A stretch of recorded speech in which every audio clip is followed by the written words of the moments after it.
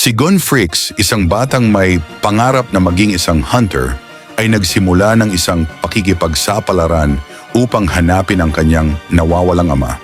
Sa kanyang paglalakbay, nakilala niya ang iba pang mga aspiring hunters.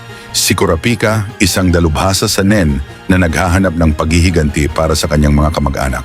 Si Leorio, isang aspiring doktor na gustong magamit ang kanyang kapangyarihan para sa kabutihan. At si Kilwa Zoldyck, isang binata mula sa isang pamilya ng mga assassins na naghahanap ng kalayaan.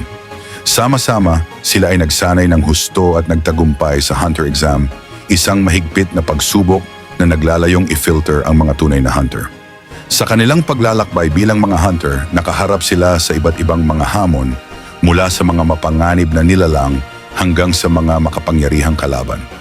Sa kanilang mga pakikipagsapalaran, natuklasan nila ang mga lihim ng Nen, isang mystical na kapangyarihan na nagbibigay daan sa kanila na manipulahin ang kanilang aura. Ang kanilang paglalakbay ay nagdadala sa kanila sa iba't ibang mga lugar mula sa mga tropikal na kagubatan hanggang sa mga madilim na dungeons. Sa bawat hamon, nagiging mas malakas at mas matatag ang kanilang mga ugnayan. Ang kwento ng Hunter x Hunter ay puno ng aksyon, pakikipagsapalaran at mga aral sa buhay. Ito ay isang paglalakbay ng pagtuklas sa sarili, pagkakaibigan at paghahanap ng tunay na kahulugan ng pagiging isang hunter.